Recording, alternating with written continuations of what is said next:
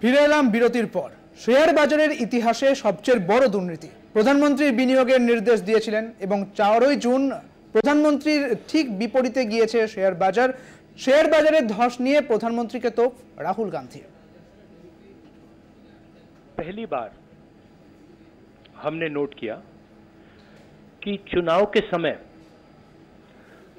प्रधानमंत्री ने, home minister ने और फाइनेंस मिनिस्टर ने स्टॉक मार्केट पर टिप्पणी दी। प्रधानमंत्री ने 2-3 बार 4 बार देश को कहा कि स्टॉक मार्केट तेजी से आगे बढ़ने जा रही है। होम मिनिस्टर ने सीधा कहा कि 4 जून को स्टॉक मार्केट आसमान में जाएगी, लोगों को खरीदना चाहिए। और यही मैसेज फाइनेंस मिनिस्टर ने दिया। हिंदुस्तान की स्टॉक मार्केट की हिस्ट्री का सबसे बड़ा स्कैम है।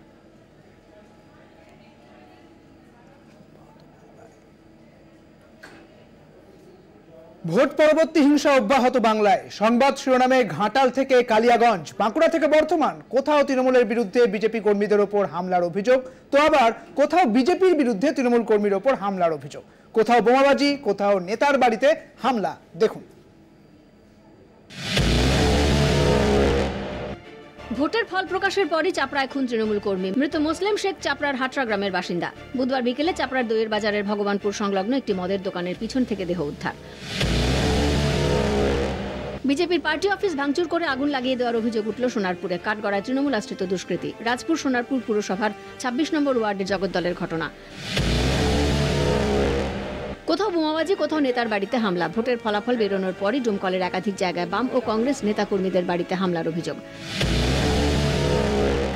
কতুলপুরে বিজেপি কর্মীদের মারধরের অভিযোগ তৃণমূলের বিরুদ্ধে। তৃণমূল জয়ের উল্লাসে বিজেপি কর্মীদের বাড়ির সামনে বাজি ফাটাচ্ছিল। বিজেপির অভিযোগ, অন্যত্র বাজি ফাটানোর কথা বলতেই বিজেপি কর্মী ও তার বাড়ির লোকজনের ওপর চড়াও হয় তৃণমূলের কর্মী সমর্থকরা।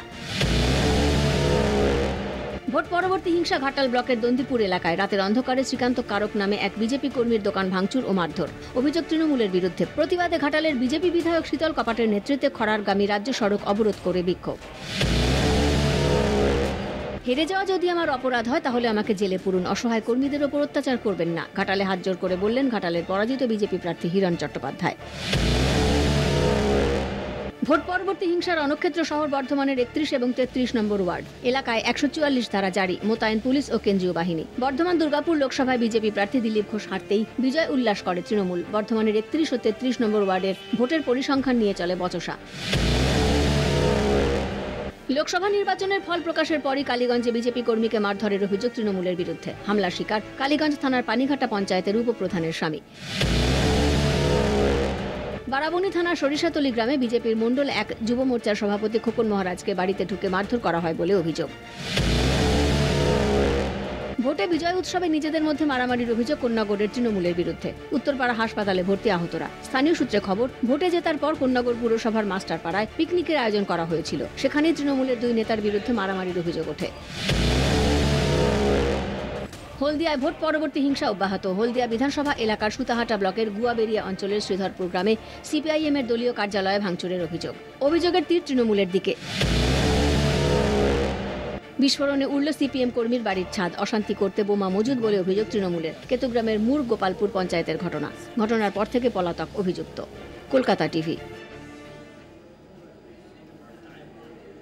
এই মুহূর্তে আলিপুরদুয়ারের দিকে নজর রাখবো। আলিপুরদুয়ারে শ্লীলতাহানির অভিযোগ, সেখানে সিআইএসএফ এর বিরুদ্ধে এই শ্লীলতাহানির অভিযোগ উঠেছে। আলিপুরদুয়ারের দিকে আমাদের নজর থাকবে। ফের শ্লীলতাহানির অভিযোগ, সিআইএসএফ জওয়ানের বিরুদ্ধে এই অভিযোগ। এর আগেও এই ঘটনা ঘটেছে, বারবার এই ঘটনা ঘটতে থাকছে। আর এবার আলিপুরদুয়ারে এই ঘটনা। আমাদের সঙ্গে রয়েছেন আমাদের প্রতিনিধি অজয় সাহা। অজয়, ঠিক কি ঘটনা ঘটেছে, কি অভিযোগ রয়েছে সেখানে? দেখো, ত্রিপুরা মহিলার শ্লীলতাহানির অভিযোগে ভোটের ডিউটিতে আসা এই কেন্দ্রীয় বাহিনীর জওয়ানকে গ্রেপ্তার করলো আলিপুরদুয়ার থানার পুলিশ। জানা গেছে এদিন আলিপুরদুয়ার পৌরসভার 12 নম্বর ওয়ার্ডে আলিপুরদুয়ার বয়েজ হাই স্কুলে থাকা কেন্দ্রীয় বাহিনীর এক জওয়ান এলাকার এক দোকানে কেনাকাটা করতে যান। সেই সময় ওই দোকানে বাড়িতে গৃহবধূ থাকা ছিল আর কেউ ছিল না। আচমকা দোকানে জিনিস কেনার সময় ওই গৃহবধূর শরীরে হাত দেয় কেন্দ্রীয় বাহিনীর ওই জওয়ান বলে অভিযোগ। এই ঘটনায় আতঙ্কিত হয়ে পড়েন ওই গৃহবধূ। তারপর তিনি কিন্তু ফোনে তার স্বামীকে ফোন করেন আর তার স্বামীকে ডাকে আনেন। তারপর গৃহবধূ তার স্বামীকে গোটা বিষয় জানান। তারপর গৃহবধূর স্বামী এলাকার পাড়া প্রতিবেশীদেরকে নিয়ে আলিপুরদুয়ারের পুলিশের কাছে দ্বারস্থ হন আর ওই কেন্দ্রীয় বাহিনীর জওয়ানের বিরুদ্ধে শ্লীলতাহানির অভিযোগ দায়ের করেন। অভিযোগ পেতেই আলিপুরদুয়ার বয়েজ হাই স্কুল থেকে অভিযুক্ত কেন্দ্রীয় বাহিনী ওই জওয়ানকে গ্রেপ্তার করে আলিপুরদুয়ার পুলিশ। পুলিশ সূত্রে খবর, ওই অভিযুক্ত জওয়ানের নাম রামলাল। সে বিএসএফ এর এএসআই। ভোটের ডিউটি করতে সে আলিপুরদুয়ারে এসেছিল। অভিযুক্ত বিএসএফ জওয়ানকে আগামীকাল আলিপুরদুয়ার আদালতে পেশ করতে চলছে আলিপুরদুয়ার পুলিশ, এমনটাই জানা যাচ্ছে। পুলিশ আধিকারিকরা জানাচ্ছেন গোটা ঘটনার এখনো তদন্ত চলছে। ধন্যবাদ অজয় তোমাকে।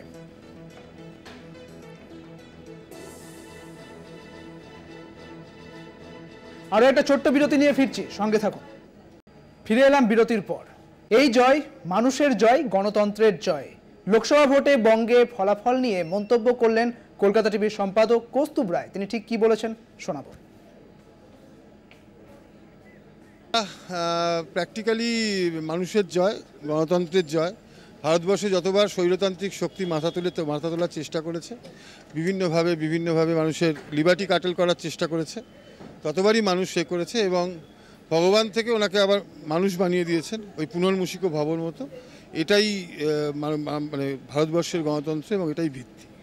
এইটা প্র্যাকটিক্যালি মানুষের জয়, গণতন্ত্রের জয়। ভারতবর্ষে যতবার স্বৈরতান্ত্রিক শক্তি মাথা তোলার চেষ্টা করেছে, বিভিন্নভাবে মানুষের লিবার্টি কাটেল করার চেষ্টা করেছে, ততবারই মানুষ সে করেছে এবং ভগবান থেকে ওনাকে আবার মানুষ বানিয়ে দিয়েছেন ওই পুনর্মূষিক ভবন মতো। এটাই মানে ভারতবর্ষের গণতন্ত্র এবং এটাই ভিত্তি। বীরভূমে বিজেপির শক্ত ঘাঁটি দুবরাজপুর বিধানসভা। 19-এর লোকসভা ভোটে দুবরাজপুরে হেরে গিয়েছিল তৃণমূল। এবারের লোকসভা বিজেপির দখলে থাকার সেই কেন্দ্র তৃণমূলের জয় জয়কার। দুবরাজপুর বিধানসভার জয়ের আনন্দে নুকুলদানা গুড় বাতাসা বিলি করল তৃণমূল কংগ্রেস। দেখুন।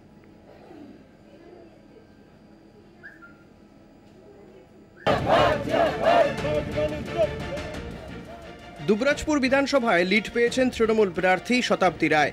লোকসভা ভোটে কঠিন ঠাঁই দুবরাজপুরে জয়ের স্বাদ পেয়ে উদযাপনে মাতল তৃণমূল শিবির।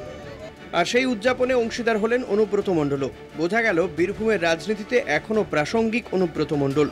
গরু পাচার মামলায় তিহারবাসী অনুব্রত মণ্ডলের ওপর তৃণমূল সুপ্রিমো যেমন ভরসা রেখে জেলা সভাপতি পদ থেকে তাকে সরাননি, তেমনি জেলা স্তরের নেতাদের কাছেও তাদের কেষ্টদা এখনও প্রাসঙ্গিক।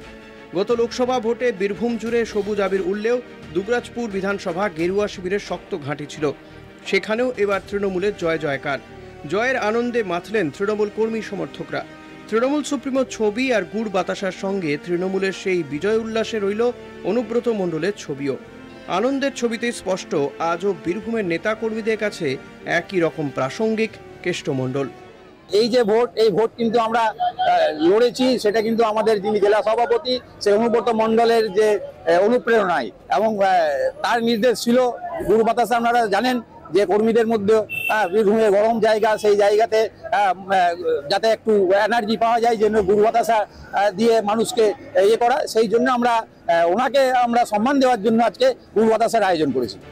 মহিলা কর্মীদের হাতে লক্ষ্মীর ভাণ্ডার, সবুজ আবিরের টিকা নিয়ে দুবরাজপুরে তৃণমূলের সমর্থকদের দেখে বোঝাই যাচ্ছিল দুবরাজপুর বিধানসভা ফিরে পেয়ে কতটা উচ্ছ্বসিত ঘাসফুল শিবির। দুবরাজপুর থেকে মনা বীরবংশীর রিপোর্ট, কলকাতা টিভি। সেরা দশ এখন এই পর্যন্তই। দেখতে থাকুন কলকাতা টিভি, রাত দিন 7 দিন।